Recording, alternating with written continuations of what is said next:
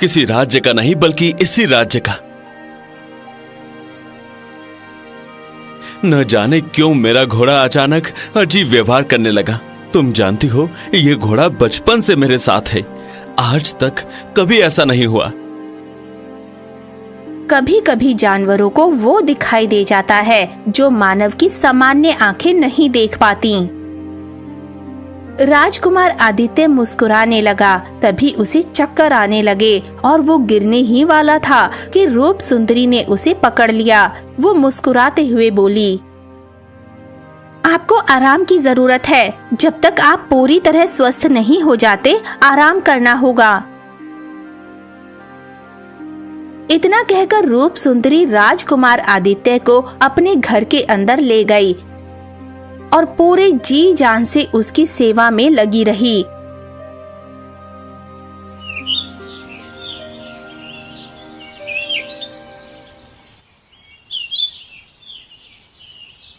कुछ ही दिनों में राजकुमार आदित्य स्वस्थ हो गया।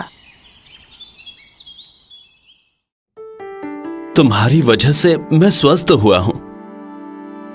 वैसे तो मुझे कोई अधिकार नहीं, लेकिन क्या मैं पूछ सकती हूँ कि तुम जंगल की गहराई में क्या कर रहे थे?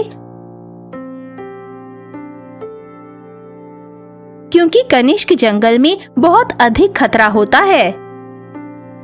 अगर कोई और होता तो मैं कभी नहीं बताता, लेकिन तुमने मेरी सेवा की है, मैं सच बताऊंगा। इतना कहकर राजकुमार आदित्य ने सारी घटना रूप सुंदरी को बता दी।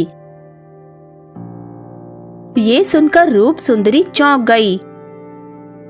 ये तो बड़ी विचित्र बात है। राजगुरु ने ऐसा क्यों कहा, समझ में नहीं आ रहा।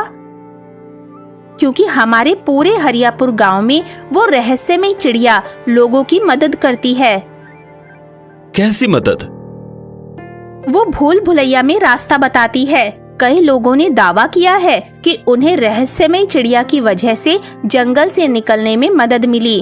वो मनुष्य की तरह बोलती है, लेकिन वो कौन है कोई नहीं जानता। ये सुनकर राजकुमार आदित्य चौंक पड़ा। फिर तो वो रहस्यमय चिड़िया बहुत अच्छा काम करती है। अगर मेरी माँ की जिंदगी का सवाल न होता तो मैं उसे कभी पकड़ने की कोशिश नहीं करता, लेकिन मैं अपनी माँ से प्रेम करता हूँ, इसलिए उसे पकड़ कर लाना होगा। बिना उसे पकड़े मैं महल वापस नहीं जाऊंगा। रूप सुंदरी गहरी सोच में डूब गई। कुछ देर बाद वो बोली,